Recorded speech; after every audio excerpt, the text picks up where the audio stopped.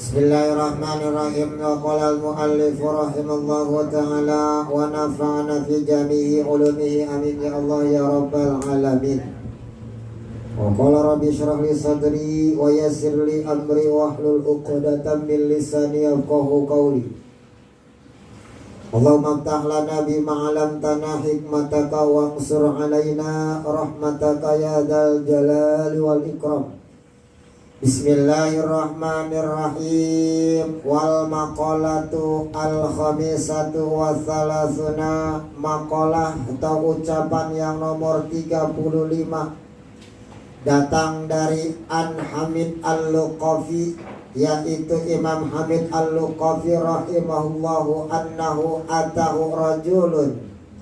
Mudah-mudahan rahmatnya Allah selalu tercurah kepada Imam Hamid Al-Luqafi. Annahu sesungguhnya Imam Hamid Al-Luqafi atahu rajulun faqala lahu ausini. Dalam sebuah riwayatnya Imam Hamid Al-Luqafi ini pernah kedatangan seorang laki-laki, yang mana laki-laki ini setelah datang bertemu dengan Imam Hamid Al-Luqafi ngomong seperti ini, faqala lahu ausini ya Imam Hamid Al-Luqafi, coba katanya saya minta wasiat.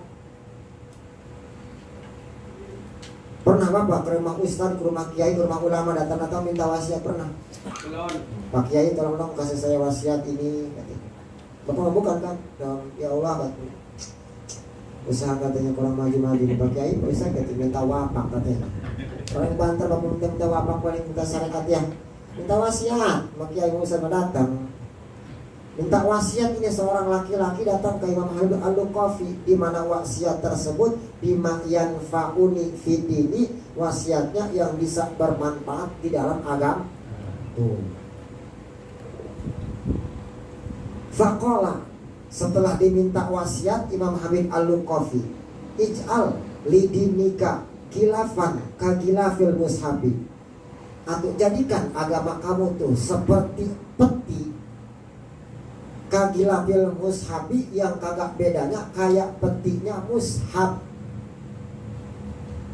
Jadi kalau kamu kata Imam Al-Luqafi minta wasiat sama saya tentang agama yang bisa bermanfaat untuk agama kamu, atau gampang nih, jadikan agama itu sebuah kotak, sebuah peti yang dicontohkan petinya peti mushab, di mana ketika mushab sudah dimasukin ke dalam peti, insya Allah akan terjaga dan terlindungi, nggak bakal kotor kena debu. Nah, jadikan tuh agama yang kamu anut, kalau kamu ngaku muslim, agamanya Islam, jadikan agama tersebut tuh seperti peti yang bisa melindungi tubuh kamu. Paham nggak? Jadi jadikan agama itu. Nah, kan agama kan ngatur. Maksudnya begini, dalam agama tuh ada yang halal, ada yang haram. Kalau kata agama haram, jangan dikerjakan atau tinggal. Itu namanya yang bikin selamat tuh Pak. Jangan sebaliknya, yang haram atau dihajar kita mah, yang halal ditinggal. Jadi cuma agama bukan menjadikan sebuah peti, bahkan agama yang menjadikan hancurnya hidup kita di dunia dan di akhir. Itu maksudnya tuh. Jadikan agama sebuah peti itu agama yang bisa melindungi kita. Tapi kila lahu makila fudin, seorang laki-laki tersebut belum paham. Disuruh dijadikan agama tersebut sebuah peti oleh Imam Hamid Al-Luqafi. Nanya lagi, makila fudin, Imam Hamid Al-Luqafi, terus apa petinya agama? Qala lahu kila fudin tarkul kalam ila malabuda minhu. Petinya agama mah yang bisa nyelamatin kamu satu, tinggalkan banyak omong. Ila malabuda minhu, terkecuali omongan ucapan tersebut bisa bermanfaat untuk orang lain. Mana tafsirannya? Wa huwa malayahsulu al-maqsudu min umuri dunia, kecuali kamu diperbolehkan ngomong, berbicara kepada orang lain Kalau kamu nggak ngomong, maksud dan tujuan kamu nanti ketika nyari dunia atau nggak hasil. Kalau kagak ngomong, silakan ngomong. Banyak orang salah itu karena kebanyakan omong. Nah, tinggalin tuh omongan yang kagak penting-penting. Apalagi ucapan-ucapan yang bisa melukai perasaan orang lain. Bukan kita makan paling enak ngobrol itu, benar aja. Dari jam 11 nih malam pulang ngaji nih sampai jam 3 subuh. Kuat. Bener gak Pak Dek? Ngobrol mah, ngomong kalau ngidul, tapi diajak ngaji jaga.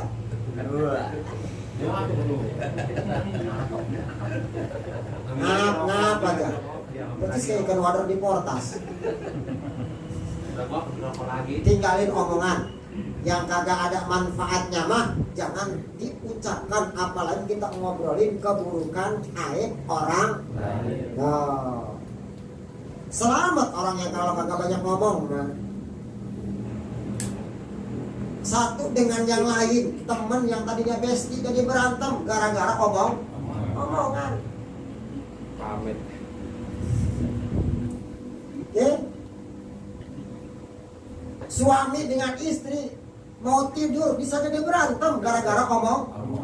Makanya saya menyaranin kalau mau tidur dengan istri nggak usah ngobrol.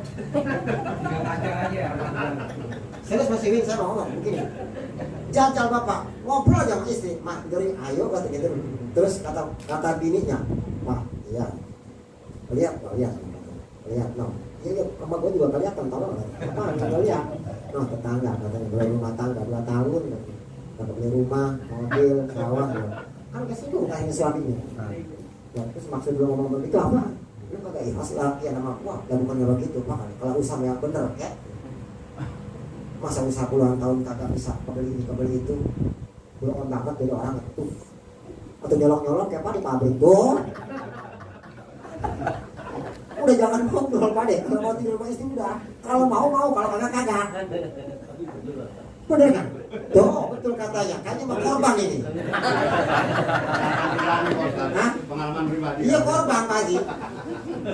Jangan ngobrol banyak omong, sama istri pun bisa jadi berantem karena banyak omong. Udah kalau mau kagak. Pak mau naik. Pak kagak udah tidur, jangan banyak itu takutnya salah paham doang gara-gara ngobrol masalah dunia. Itu ngobrol sama suami istri. Banyak ngomong, apalagi dengan orang lain mah yang tidak ada manfaat, yang sampai ngobrolin keburukan orang lain. Nah, udzubillah min celaka. Bahkan satu negara dengan negara yang lain bisa perang lantaran difitnah gara-gara ngomong. Lidah tidak bertulang, tapi sakitnya kemana hendak cari obat, benar? Hati-hati macam-macam dengan omongan. Saya juga yang banyak ngomong begini takut masuk neraka duluan. Banyak ngomong, tapi kayaknya modal gini duluan sih kayaknya. Berarti yang beruntung ya gak punya bini ya gak menerima. Bini lagi aja. Cariin Pak Haji. Jadi tinggalin tuh, jangan terlalu banyak ngomong. Jadi kan itu agama 1, 2. Jangan perlu 2. Ini begini maksudnya. Kata Imam Sulaiman, Nabi Allah Sulaiman alaihissalam ngomong begini. Idza kalamu min fiddatin kana sukutu min dahabin. Ketika seseorang ngomongnya tersebut dalam kebaikan itu dinilainya seperti perak, maka diamnya orang tersebut di dalam sebuah keburukan itu nilainya atau silakan ngomong kalau itu baik mah, karena nilainya tapi keburukan mah diam.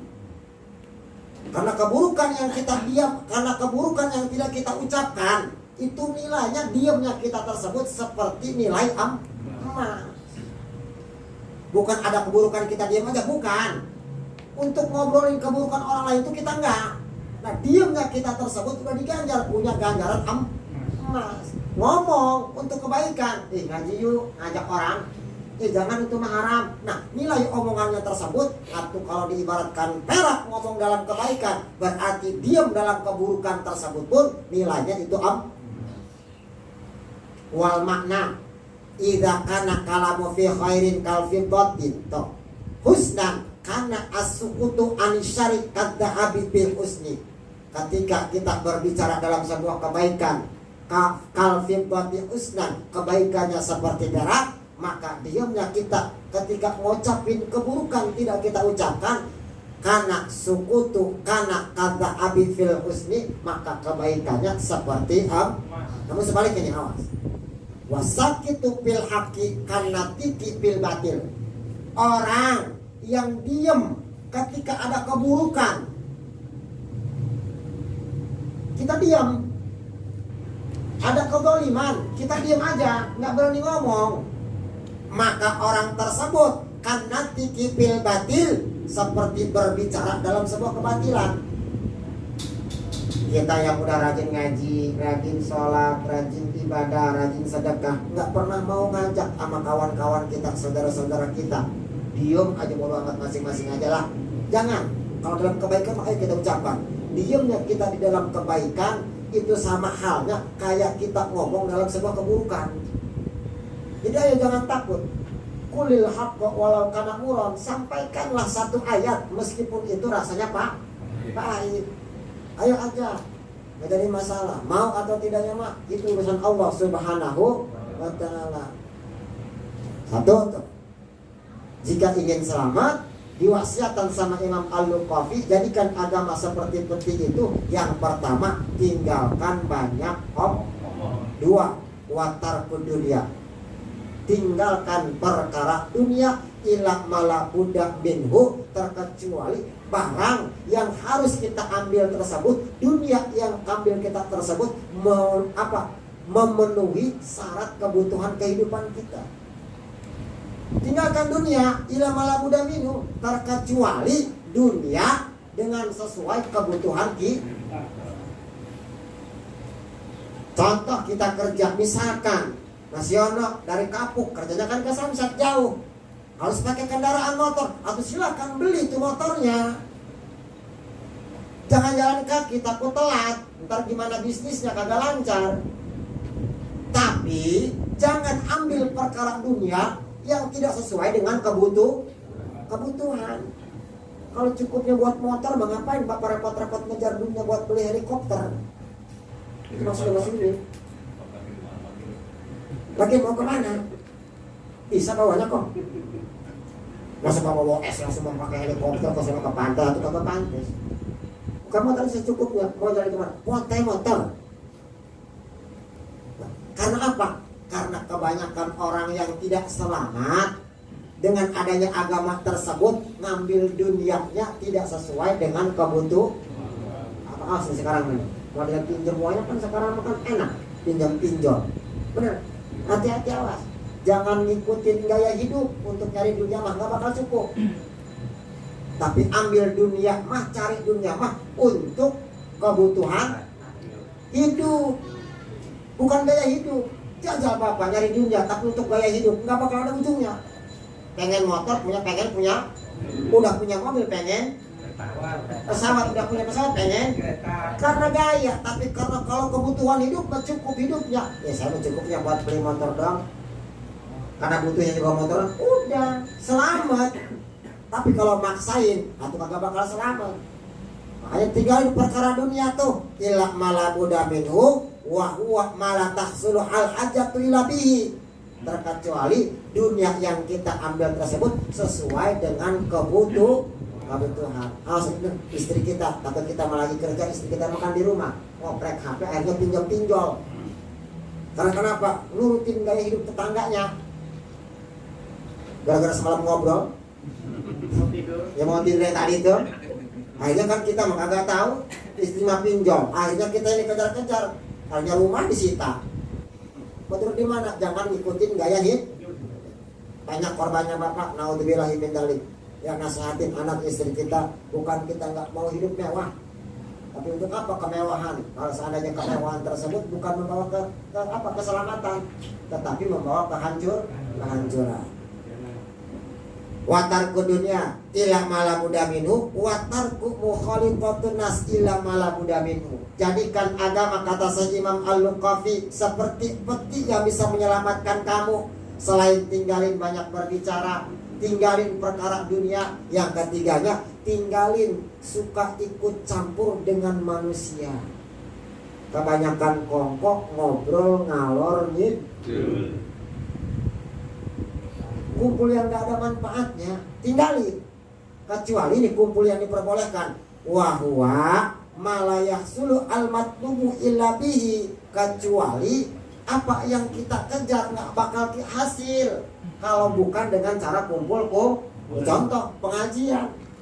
Bagaimana kita bisa dapat ilmu agama kalau bukan kumpulan dalam pengajian? Benar? Mau manggil ke rumah ustaz mahal bayarannya. Kan ini alhamdulillah gratis.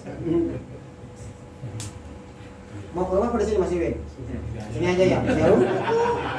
Karena akan mahal bayarannya kan.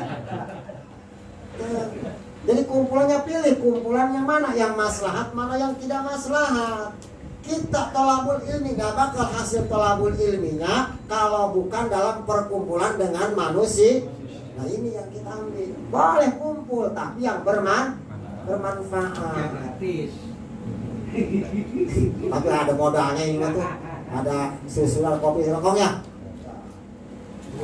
Karena kenapa tuh? Sampai yang terakhir Imam Hamid Al-Luqafi menerangkan, jadikan agama tersebut seperti peti. Yang terakhirnya, jauhkan dari kumpulan manusia. Ternyata ini alasan. Kata Imam Syekh Hamid Al-Luqafi, wan nasu tangqasimu ila arba'ati aqsamin. Karena manusia tersebut yang ada di alam dunia itu terbagi menjadi 4 golongan. Hati-hati nih, Bapak cari nih. Karena manusia, kalau kita salah kumpul aja masuknya dalam 4 golongan tersebut. Ada yang baik, ada yang tidak, Pak. Makanya dibagi nih, manusia tersebut ada 4 golongan. Golongan yang pertama, kama kalau Sayyid Abdul Qadir Al-Jilani, yang mana ucapan tersebut nggak beda dengan Syekh Abdul Qadir Al-Jilani. Pertama, rojulun la lisanun lahu wala qalbun. Ada laki-laki, asalkan aneh ya Pak ya, di atas meneranginya manusia, kok poin pertama laki-laki. Yang namanya manusia apa? Jenisnya laki-laki, perempuan. Manusia kan? Tapi kenapa yang disebut laki-laki? Karena laki-laki mah lebih kuat daripada perempuan. Sudah cukup dipanggil laki-laki untuk mewakili perempuan. Tadi mah manusia yang disebut laki-laki. Jangan salah paham. Yang pertama, rojulun la lisanun lahu wala qalbun. Golongan yang pertama ada laki-laki, manusia, yaitu laki-laki yang nggak punya hati, nggak punya lisan. Siapa kira-kira itu Pak? Manusia sama manusia, tapi nggak punya lidah, nggak punya hati. Paham loh? Sampai sini dulu. Manusia kayak apa itu namanya? Manusia yang nggak punya lisan, nggak punya hati mah wahwa al-asi, yaitu manusia yang berdosa kepada Allah Subhanahu. Artinya begini, ngajak kebaikan nggak pernah. Wala qalbun, hati percaya sama Allah tidak ada. Yaitu nggak punya hati, nggak punya lisan. Sukanya ngomongin keburukan orang lain aja. Hati-hati ini, jangan suka ikut campur dengan laki-laki ini. Yang nggak pernah ngajak taat, ngajaknya selalu kemaksiat. Selain orang ini al-asi, berdosa sama Allah, al-ghar, di dunianya tertipu, di akhiratnya pun tertipu.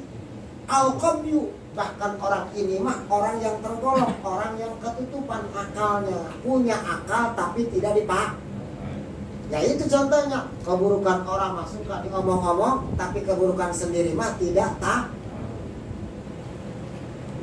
Makanya al-jununun punun, kata Mas Teguh mah hadis hebat namanya hadis. Al-junun pununun.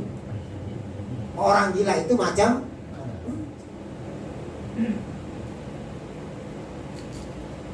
fahdar antakuna minhum. Diingetin nih sama si Abdul Qadir.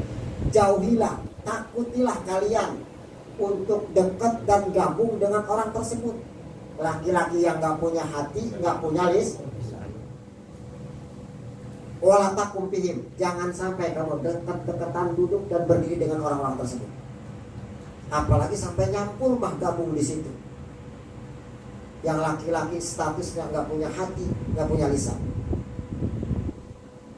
fa innahum ahlul adab, karena orang tersebut mah ahli disiksa oleh Allah Subhanahu. Pernah nemuin gak orang begini Bapak? Banyak, jangan pernah diam aja. Orang kebanyakan manusianya begini kok, gak punya hati, gak punya lidah. Pernah gak Pak Dek? Kas ini lagi begitu ngobrolnya. Pakai lagi ke pos sono, lagi ngomongin begitu. Benar gak? Kebanyakan begitu Pak Dek. Kawan-kawan kita mah, teman-teman bestie kita mah, kebanyakan orang-orangnya nggak punya hati, nggak punya. Makanya ntar hati-hati. Jadi boleh berkawan mah, tapi jangan terlalu dekat, jangan terlalu lengket. Santai-santai saja. Boleh sama siapapun itu. Cuma dipilih mana yang baik, mana yang buruk. Jauhin. Yang kedua, warajulun lahu lisanun bila qalbin. Ada laki-laki golongan yang nomor kedua mah punya lisan tapi nggak punya hati. Siapa dia? Punya lisan tapi nggak punya hati. Fayuntiku bil hikmati wala ya'malu biha. Wow, kalau ngomong haram, jangan dikerjakan, tapi dia yang nyolong duluan. Hadis bisa, Quran apal, pokoknya ahli ibadah aja. Bisa nyuruh orang untuk maksiat, jangan. Untuk taat, ayo laksanakan. Tapi orangnya tersebut tidak melaksana. Pernah nemuin yang begini Bapak? Jangan-jangan saya ini nggak percaya amat sama saya. Hindari nih. Yang nomor kedua, seorang laki-laki yang gelarnya punya lisan tapi tidak punya hak. Bisa ngajak untuk kebaikan, tapi orang tersebut tidak bisa melaksanakan kebaikan. Bagus apa buruk tuh Pak? Hah? Tamrin apa jangan yang begitu tuh? Dibetil. Fayantiku bil hikmati wala ya'malu biha yad'un nasa ila Allah ta'ala wa yafiru minhu. Sama ini juga Bapak. Ternyata fam'ad minhu, jauhi.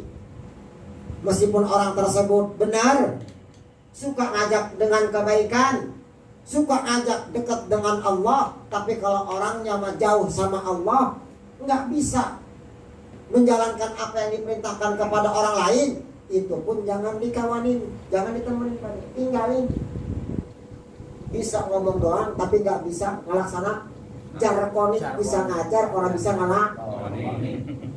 Bisa saya juga ngomong jarkonik, bisa ngajar, orang bisa ngelakoni.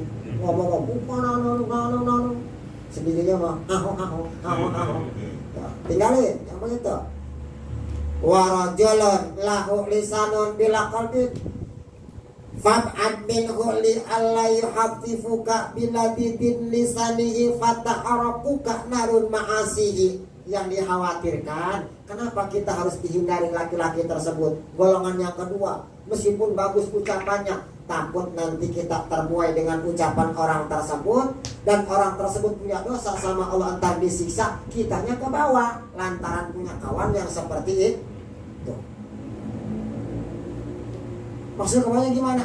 Ntar kitanya pun karena gurunya seperti itu, lah kitanya pun ntar seperti itu. Bisa ngajarin tapi nggak bisa ngelaksana. Awas. Nah nanti karena gurunya pun disiksa, kita pun sebagai muridnya disiksa. Mudah-mudahan kita meminta taufik hidayah, bisa buat berbaik, buat bisa Bang nyuruh kebaikan untuk orang lain, kitanya pun nggak segan melaksanakan kebaikan tersebut. Kalau bisa nyuruh sedekah dong, sendirinya mah kagak. Tuh, awas, hati-hati. Sholat dong, berjamaah dong, jangan telat dong, sendirinya bolor aja. Hati-hati, awas. Jauhin orang-orang tersebut.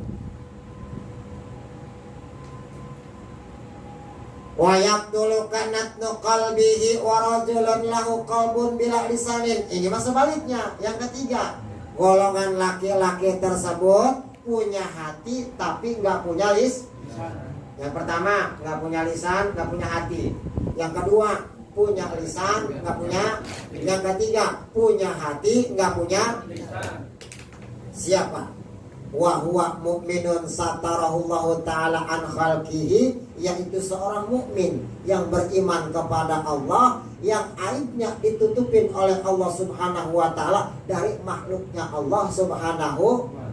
Mukmin punya hati tapi nggak punya lisan, aibnya ditutup oleh Allah Subhanahu wa ta'ala dari makhluknya. Wa basarahu bi uyubi nafsihi wa nawara qalbahu arafahu ghawaila al-mukhalitatun nas, dan Allah melihat keburukannya tersebut dengan cahaya yang ada di dalam hatinya. Ya kita orangnya ini maka deh, kadang-kadang kita mengaku iman sama Allah, tapi masih dirinya dengan kemaksiatan. Ibadahnya ibadah jariah, tapi maksiatnya nggak pernah ditinggalin. STNJ, sholat terus maksiat. Ya ini punya hati tapi nggak punya lidah. Selalu berbuat taat kepada Allah tapi maksiatnya nggak pernah ditinggalin. Nah, makanya Allah Subhanahu wa ta'ala masih ngeliat tuh seorang hamba Allah tersebut ditutup aibnya oleh Allah, dilihat cahaya ibadahnya oleh Allah Subhanahu wa ta'ala. Wa mukhalifatuhu wa khidmatuhu fayuhibbukallahu ta'ala, maka datanglah rasa cinta Allah Subhanahu wa ta'ala. Mudah-mudahan ya kita yang selalu berusaha untuk ibadah taat kepada Allah, perintahnya kita laksanakan, maksiatnya yang belum bisa kita tinggalin nih, Allah ampuni segala kesalahan kita, Allah tutup kesalahan kita tersebut, dan Allah memberikan rasa cintanya di dunia sampai ke akhirat. Amin ya rabbal alamin. Intinya jangan bosan-bosan baca istighfar.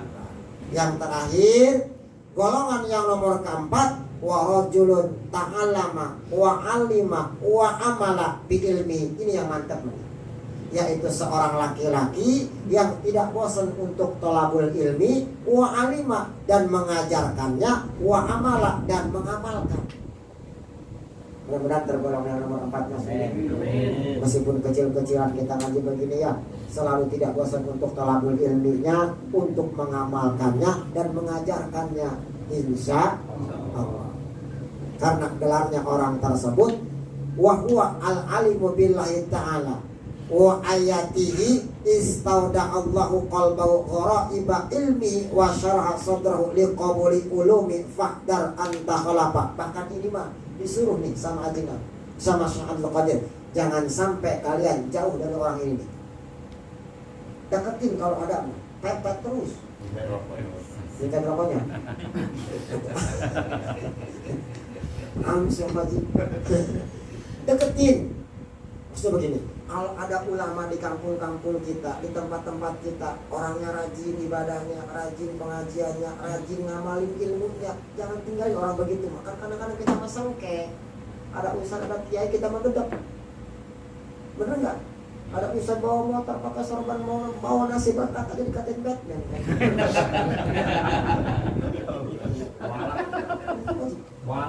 Seenggaknya kalau kita belum pernah bisa sedekah tiap hari ke rumah para ulama, ke rumah para guru-guru kita, setidaknya atau kalau ada ustaz dan ulama kita akan digedakin sama kita menyumbang kata sedekah kita, tetap aja yang ada. Kalau bapak ngegedakin ustaz, apa yang digedakin? Coba, saya pengen aja coba buka hati nurani bapak. Kadang-kadang ada kan kita mah, gua nggak setuju katanya sama ustaz itu. Pokoknya gua mah kagak setuju aja kalau imamnya dia. Ditanya sama kawannya, lo kenapa nggak setuju? Pokoknya gua kagak setuju. Oh, ya udah kalau besok begitu mah, kalau begitu besok yang imam lu aja. Ya apalagi gua nggak pernah. Loh, diimamin sama ustaz ini kagak setuju, suruh imamin kagak becus. Semuanya kayak gimana? Ya jangan sampai nih ada ulama yang begini nih, ulama yang terus mengajarkan ilmunya, yang ngajak kebaikan, yang ngamalin ilmunya, yang terus thalabul ilmi, kita jauhi. Ayo kita deketin. Setidaknya kita belajar dari beliau untuk masalah belajar agar di dunia kita selamat, di akhirat kita selamat. Jangan sampai kata Syekh Abdul Qadir untuk kita jauh, bahkan watruk ruju'a ila nasihati. Ayo kita kembali kepada nasihat para ulama, guru-guru kita. Karena para ulama, para guru kita tersebut itu warisan para nabi yang tujuannya mah membawa kita sebagai masyarakat untuk taat kepada Allah Subhanahu. Misinya itu doang kok, bukan untuk misi memperkaya diri. Kalau ada ustaz misinya memperkaya diri sendiri, atau kamu nih Pak? Sangkut ustaz begitu, benar saya mah setuju, saya juga. Kalau gini pedil kayak. Karena ustaz titipan pewaris para nabi, yang nabinya juga nggak pengen kaya, cuman satu misinya membawa umat yang tadinya salah jadi benar. Adapun kalau mau ngasih banyak terserah itu mah, yang mau ngasih mobil ya silahkan itu mah. Pada saya kagak minta. Misalkan mau ngasih motor pecek ya monggo, mau ngasih marmer 700 meter ya silahkan. Yang penting kagak minta, ya dikasih ya masih ditolak kong, ya kagak enak kan ya. Yang mau ngasih apa lagi nih, durian montong aku nggak apa-apa. Tapi kalau ada seorang ustaz misinya memperkaya diri sendiri, jangan ikutin, tinggalin. Karena sejatinya para ulama yang diutus ke alam dunia mah misi menyelamatkan umat pewaris para nabi agar ibadah kepada Allah Subhanahu wa ta'ala. Ini kita nggak bosan-bosan tolabul ilmi kita bareng-bareng, meskipun cuma 1 jam, cuma setengah jam.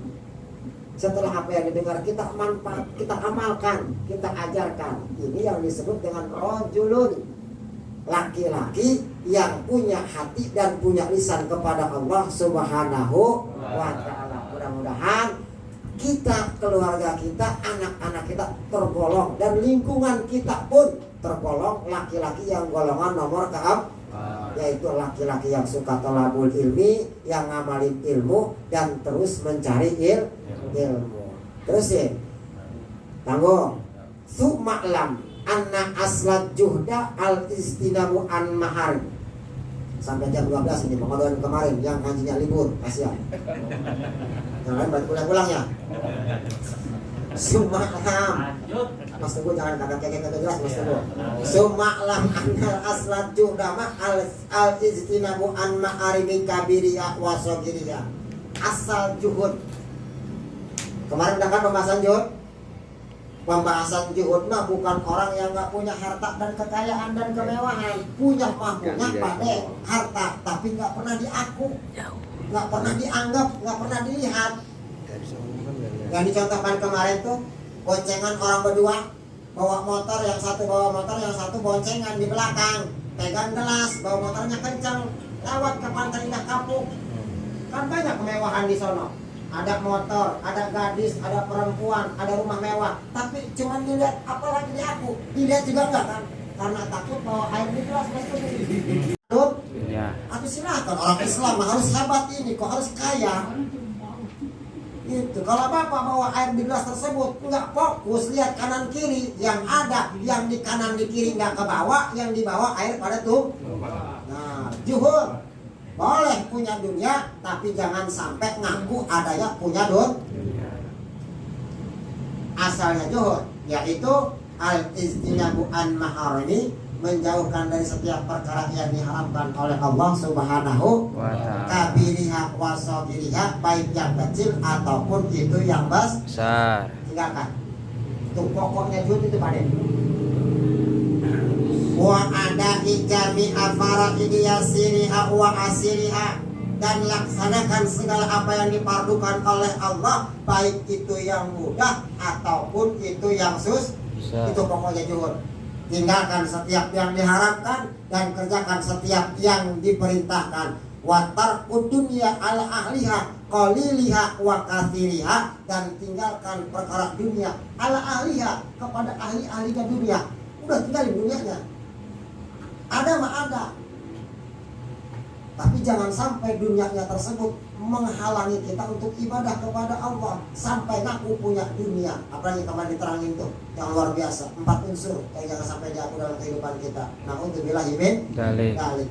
Karena juhud tersebut mah bukan nggak boleh punya dunia, silahkan punya dunia, tapi dunianya bisa buat bekal ibadah kepada Allah Subhanahu wa ta'ala. Sedikit demi sedikit maksiatnya kita tinggalkan, baik yang gede ataupun yang kecil. Fardu yang diperintahkan oleh Allahnya, yang gampang, yang susahnya kita kerjakan. Dunia kita cari secukupnya dunia untuk bekal ibadah, jangan nyari dunia untuk mati-matian sampai ninggalin ibadah. Nah, udzubillah imin wal maqalatu sadisatu wasalasuna, ucapan yang maqalah nomor ke-36 an Luqman al-Hakim. Kita lanjut nanti minggu depan. Mudah-mudahan wasiat dari Imam Ahmad Hamid Al-Luqafi ini senantiasa bisa memberikan sebuah motivasi nih, sebuah kehidupan untuk kita selamat di dunia dan selamat akhirat. Kalau kita ngaku muslim, agamanya Islam, jadikan agama tersebut seperti kotak yang nanti kita masuk ke dalam kotak tersebut bisa menjaga kita selamat di dunia dan selamat di akhir. Karena agama intinya mah syariat, undang-undang yang di dalamnya ada haram, ada makruh, ada halal, ada mubah. Kita pilih mana yang diperintahkan kita kerjakan, mana yang dilarang kita tinggalkan. Mudah-mudahan bermanfaat, khusus untuk diri saya pribadi, umum hadirin jamaah, kurang dan lebihnya mohon dimaklum. Billahi taufiq wal hidayah. Assalamualaikum warahmatullahi wabarakatuh. Waalaikumsalam warahmatullahi wabarakatuh. Ilahi Sulil firdausi ahla wala